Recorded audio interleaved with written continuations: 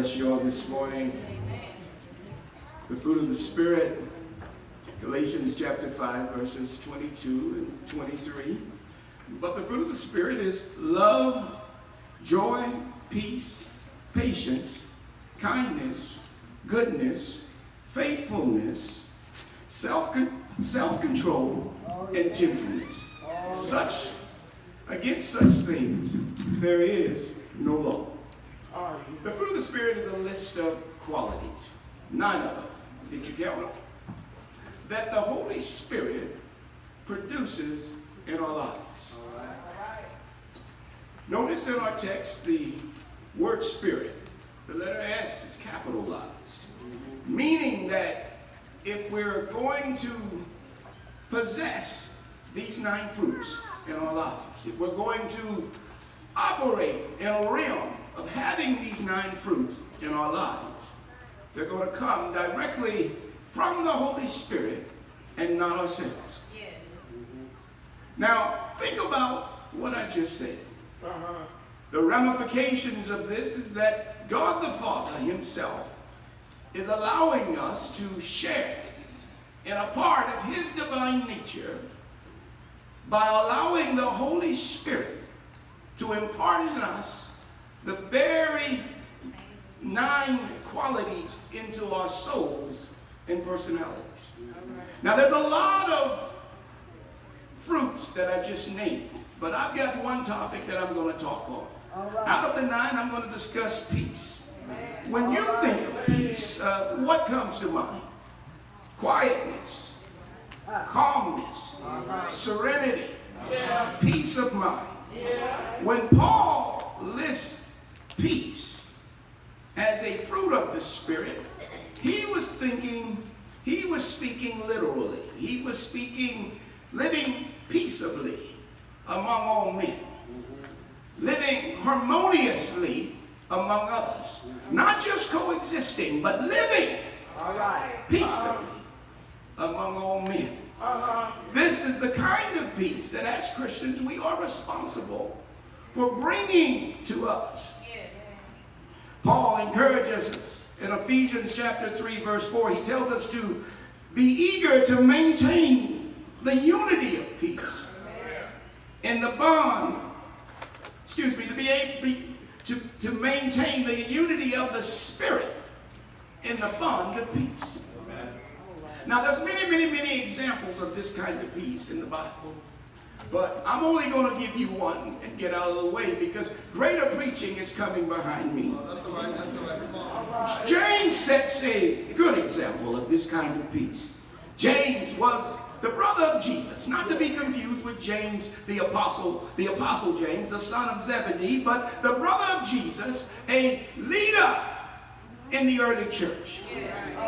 He sets this example way back when in the book of Acts, the church was dealing with a serious question.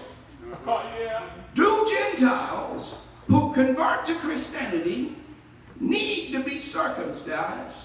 And do they need to observe the law of Moses? Now, there was a lot of serious debate on this issue in Acts chapter 15. The former Pharisees argued that the old law was yet necessary. But according to Peter, Jews and Gentiles are saved by grace. So the opposing question was, why put the Gentiles under the rules that the Jews could never keep? So in the middle of this heated debate, James stands up.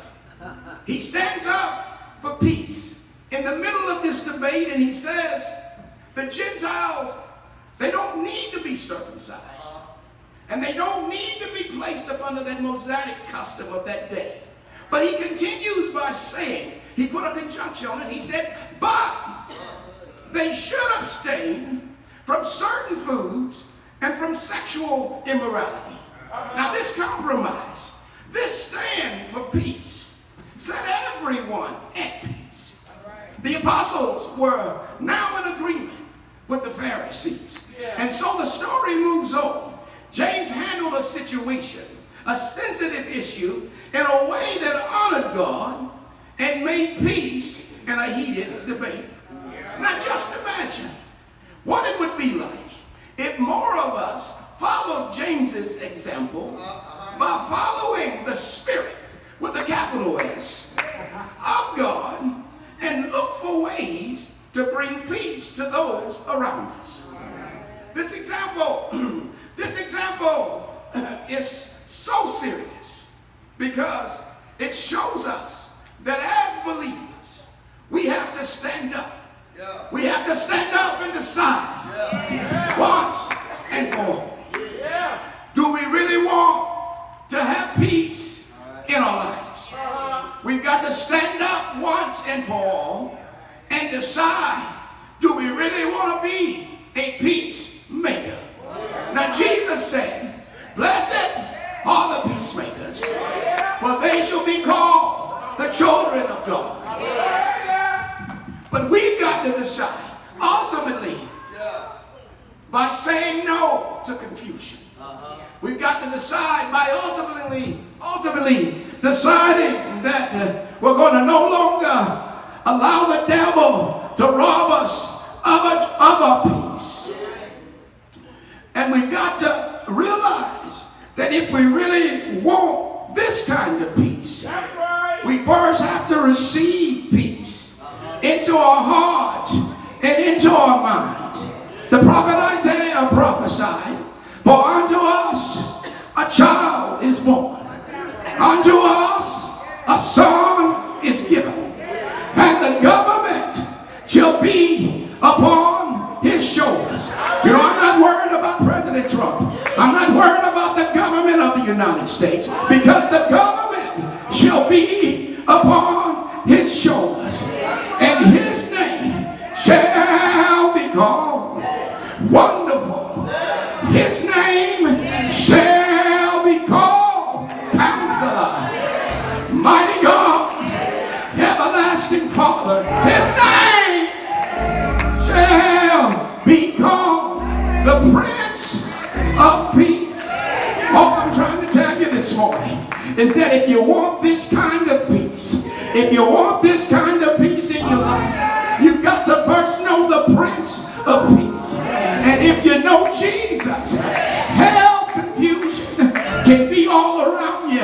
If you know the Prince of Peace, you can have sickness in your body and still have peace. He promised us perfect peace if we kept our minds stayed on him. He promised us perfect peace if we kept our minds stayed on him. You know, the Lord has a way to allow your enemy, to allow your haters to see you go through all the hell that life can throw at you. The Lord has a way to let your enemies see you lose things, but he also has a way of allowing your enemies to see you come through it with perfect peace. It's a peace that surpasses all understanding of man. It's a peace that God himself will keep you through the eye of the storm. Peace I leave with you. Peace I give to you.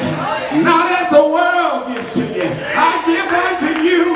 He said, let not your heart be troubled, and neither let it be afraid. And what he was saying is, I got you. So peace when you can't pay your bills. Peace when there's sickness in your body. Peace when there's confusion in your home.